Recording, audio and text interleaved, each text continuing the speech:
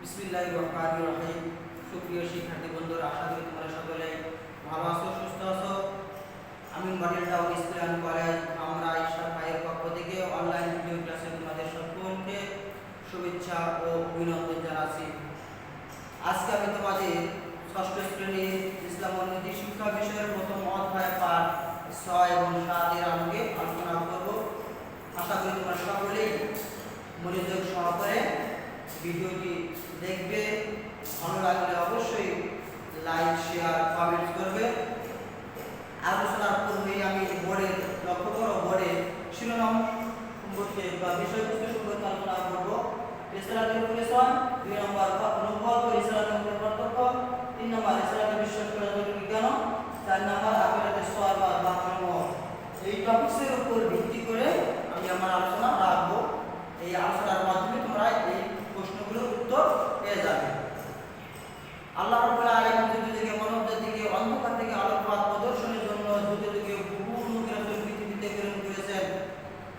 এই ধারাবাহিকতায় সর্বশ্রেষ্ঠ, সর্বশেষ, চূড়ান্ত পয়গম্বর, নবী এবং রাসূল হিসাবে আল্লাহ রাব্বুল আলামিন হযরত মুহাম্মদ মুস্তাফা সাল্লাল্লাহু আলাইহি ওয়াসাল্লামকে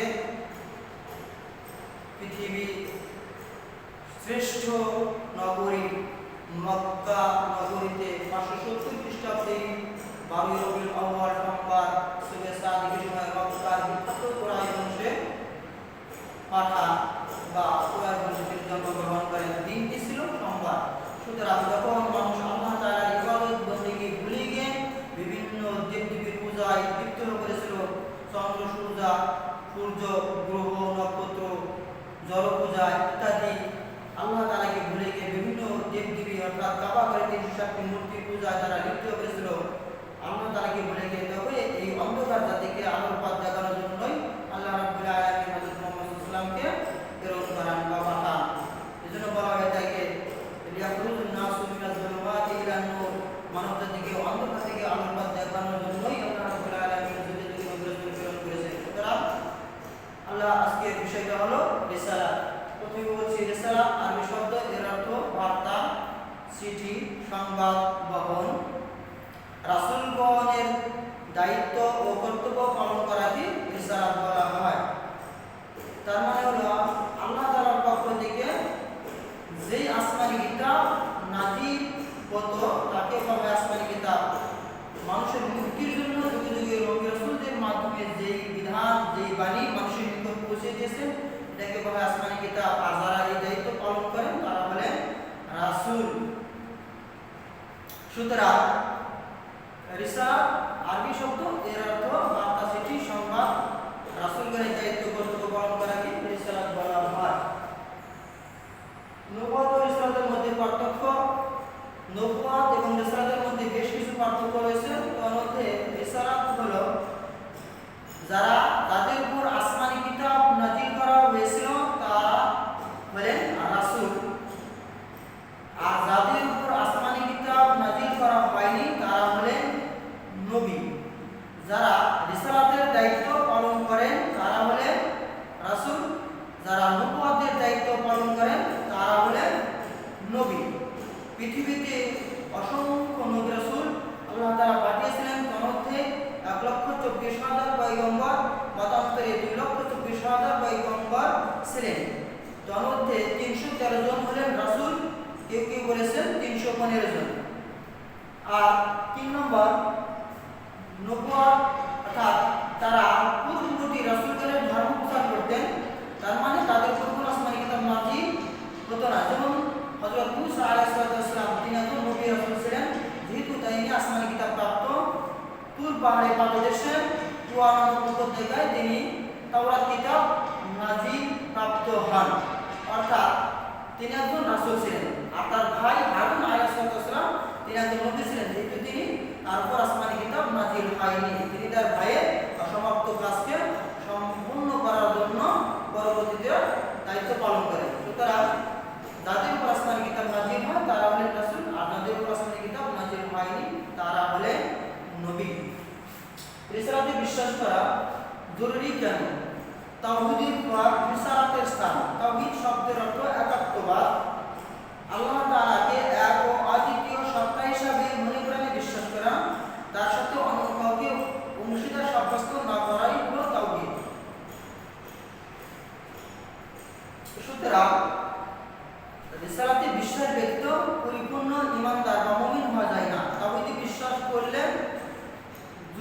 আল্লাহকে বিশ্বাস করে কিন্তু রিসালাতে বিশ্বাস করে না, তাহলে সে পরিপূর্ণ ইমানদার হতে পারবে না। যেহেতু নবী রাসূলদের মাধ্যমে আল্লাহ রাব্বুল আলামিন আসমানি কিতাব মানুষের নিকট পৌঁছেছেন, সুতরাং আসমানি কিতাবে বিশ্বাস স্থাপন করতে হবে।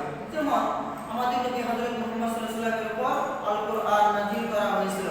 আর আল কোরআন হলো আল্লাহ তাআলার পক্ষ থেকে সর্বশেষ চূড়ান্ত আসমানি কিতাব।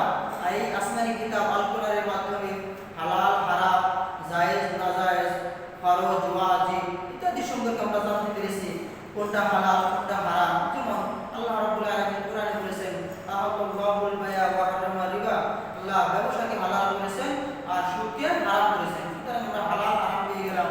তারপরে পাঁচ ওয়াক্ত সালাত কোরআন কারীমে আল্লাহ রাব্বুল আলামিন বলেছেন আকিমুস সালাত ওয়া ইতাইজ যাকাত, নামাজ কায়েম করো এবং যাকাত দাও। সুতরাং এই যে আমরা জানতে পারলাম নামাজ পড়তে হবে এবং যাকাত দিতে হবে সামর্থ্যবান ধনী ব্যক্তিদের উপর, গরিবদের হক গরিবদের দান করতে হবে।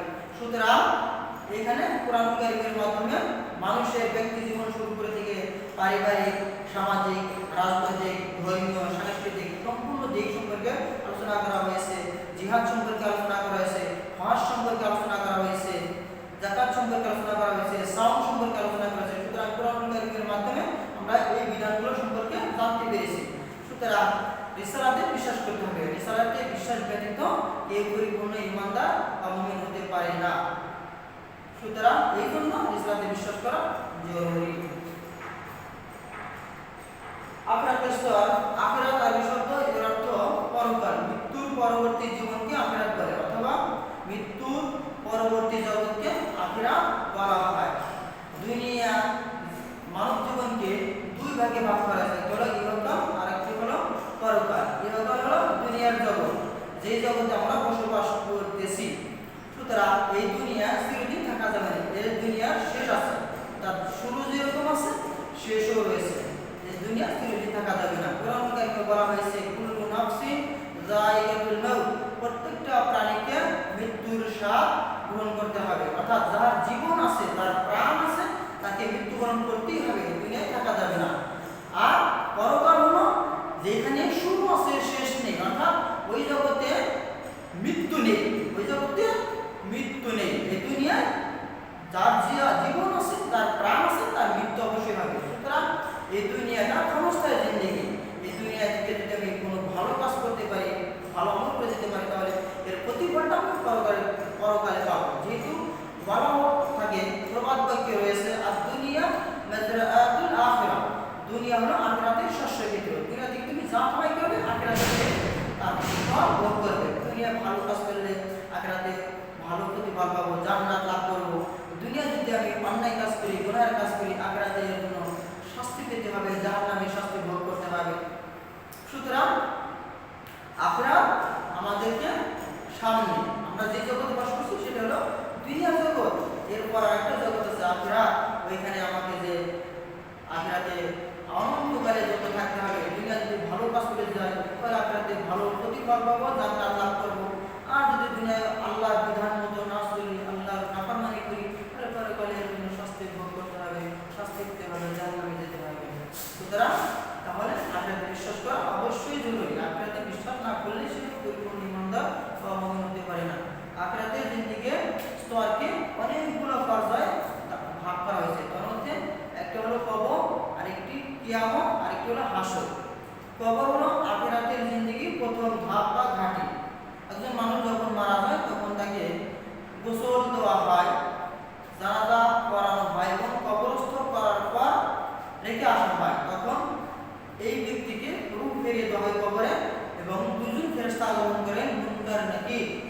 তারা সেই ব্যক্তিকে তিনটি প্রশ্ন করেন। একটি হলো মা রব্বুকা ওয়া মা দীনুকা ওয়া মা নবিয়ুকা, তোমার রব কি, তোমার দ্বীন কি, তোমার নবী কে। সে যদি ঈমানদার হয়, নেককার, সে বলবে রব্বি আল্লাহ, আমার রব হয় আল্লাহ, দ্বীনি আল ইসলাম, আমার ধর্ম হয় ইসলাম, হাযা রাসূলুল্লাহ সাল্লাল্লাহু আলাইহি ওয়াসাল্লাম, তিনি হলেন সর্বশেষ চূড়ান্ত নবী হযরত মুহাম্মদ মুস্তাফা সাল্লাল্লাহু আলাইহি ওয়াসাল্লাম। আর সে যদি ঈমানদার না হয়, মিথ্যাবাদী হয়, গুনাহগার পাপিষ্ঠ হয়, অমুসলিম হয়, তাহলে সে বলবে হায় হায় লা আদরি, আফসোস, আমি কিছুই জানি না, আমি কিছুই জানি না। আর এটাকে আরবি ভাষায় বলা হয় আলমে বারজাখ, অর্থাৎ কবরে জগৎ, মৃত্যু থেকে নিয়ে পুনরুত্থান পর্যন্ত মধ্যবর্তী জগৎকে আলমে বারজাখ তথা কবরে জগৎ বলা হয়ে থাকে। 2 নম্বর কিয়ামত। কিয়ামত আরবি শব্দ এর অর্থ মহাপ্রলয় বা ধ্বংস।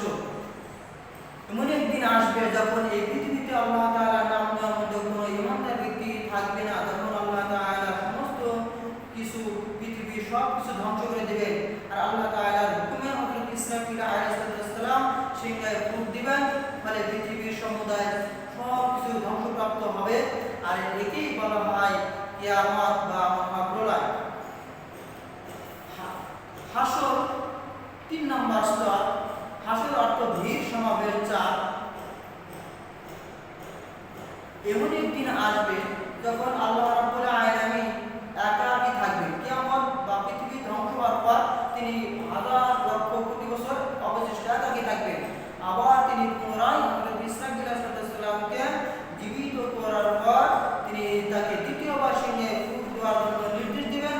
সুতরাং আল্লাহর হুকুমে হযরত ইসরাফিল আলাইহিস সালাম দ্বিতীয়বার সিংহে ফুঁক দিবেন, ফলে সমুদায় মানুষ যে যে অবস্থায় মৃত্যুবরণ করেছে ওইখান থেকে, অর্থাৎ ওইটাই তার কবর, ওই কবর থেকে উত্থিত হয়ে একজন ফেরেশতার ডাকে সাড়া দিয়ে একটি খোলা ময়দানে নিজের কৃতকর্মের জবাব দেওয়ার জন্য একত্রিত হবে। আর এই ময়দানকে বলা হয় হাসর। আর ওইখানে মানুষের কৃতকর্মের হিসাব নেওয়া হবে। দুনিয়া তুমি কি করেছো সেটা জবাব দিয়ে করতে হবে। আল্লাহ তাআলা সেদিন হবেন মহাবিচারক। সূরা 3 এ বলা হয়েছে আলাইহিসসাল্লাহু বিআহকামিল হাকিমিন। সেদিন হবেন আল্লাহ রাব্বুল আলামিন মহাবিচারক, আর সবাই হবে ফরিয়াদি। তিনি সকলে বিচার কার্য করবেন, অর্থাৎ দুনিয়ায় তুমি কি কি করেছো সেটা হিসাব আল্লাহ তাআলার কাছে দিতে হবে।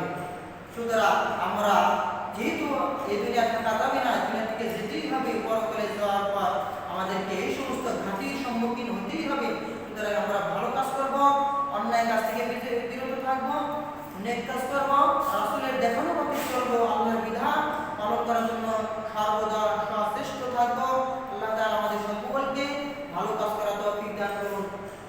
এই প্রত্যাশায় আজকে এখানেই শেষ করছি। তোমরা সকলে ভালো থাকো, সুস্থ থাকো। অন্য কোনো দিন আবার অন্য একটা টপিকসের উপর তোমাদের সাথে আলোচনা করবো। সেই পর্যন্ত সকলেই ভালো থাকো, সুস্থ থাকো। এই প্রত্যাশায় শেষ করছি। খোদা হাফেজ। আসসালামু আলাইকুম ওয়া রাহমাতুল্লাহি ওয়া বারাকাতুহু। ঠিক আছে, আসেন। দিছেন টিভি দিছেন না, দিই না।